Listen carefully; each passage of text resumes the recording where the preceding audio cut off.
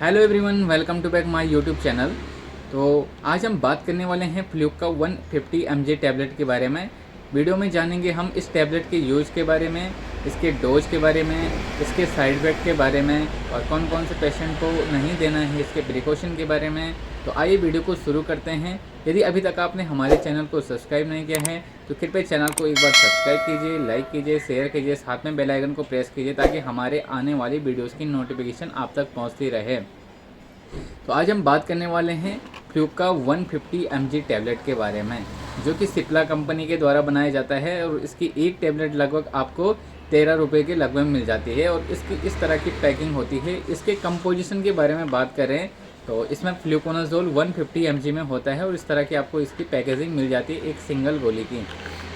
अब हम इसके यूज़ के बारे में बात करें तो ये एक एंटी फंगल मेडिसिन होती है जो कैंडिडा के द्वारा होने वाले संक्रमण में इसका प्रयोग किया जाता है।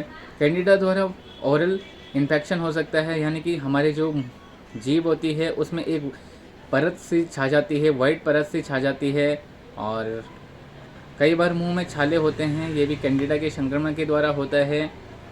पुरुष जननांगों में कई बार इन्फेक्शन होता है, फंगल इन्फेक्शन होता है और नाखून के अंदर फंगल इन्फेक्शन हो सकता है, दाद हो सकता है, खुजली हो सकता है। जब भी खुजली ईचिंग वगैरह होता है तो उस कंडीशन में इसका प्रयोग किया जाता है। महिलाओं में वेजाइनल इन्फेक्शन हो सकता है या ल्यूकोरिया की कंडीशन होती है जिसमें वाइट डिस्चार्ज होता है, तो उस कंडीशन में डॉक्टर द्वारा इसका प्रयोग किया जाता है। तो जब भी खुजली होती है, दाद होता है और फंगल इन्फेक्शन होता है, मतलब जब भी ये चीज़ें होती हैं तो उस कंडीशन में इस टैबलेट का प्रयोग किया जाता है। अब हम इसकी डोज के बारे में जानें तो इसकी जो डोज होती है वो एक सिंगल डोज होती है। एक वीकली इस दवाई को लिया जाता है। जैसे कि आपने इस सोमवार को एक दवाई ली थी, फिर अब आपको अगले सोमवार को दवाई लेनी पड़ेगी, यानी कि आपको पूरा हफ्ते का इसमें गैप रखना पड़ता है।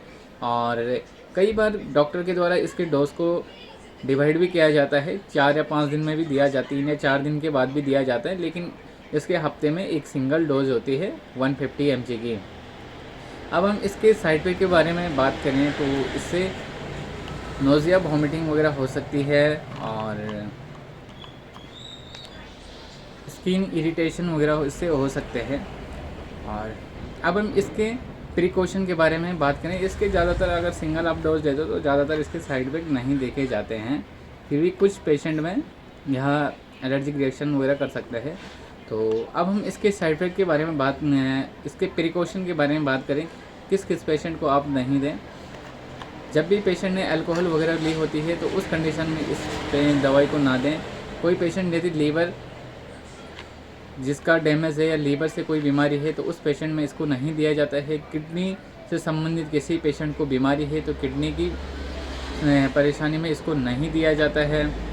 तो इसके ये प्रिकॉशन होते हैं जब भी ये चीज़ें होती हैं। और एक चीज़ हो रही है हार्ट, जब भी किसी कोई हार्ट का पेशेंट होता है तो उस में इसको नहीं दिया जाता है क्योंकि इससे हार्ट बीट भी बढ़ने का चांसेस होता है। तो ज़्यादातर इसके साइड इफेक्ट नहीं होते हैं। आप नॉर्मली इसको एक हफ्ते में, एक महीने के लिए आप इसको ले सकते हैं। जब भी फंगल इन्फेक्शन होता है तो आप इसको हफ्ते में एक सिंगल डोज इसकी ले सकते हैं, तो महीने में आप इसको 4 टैबलेट ले सकते हैं।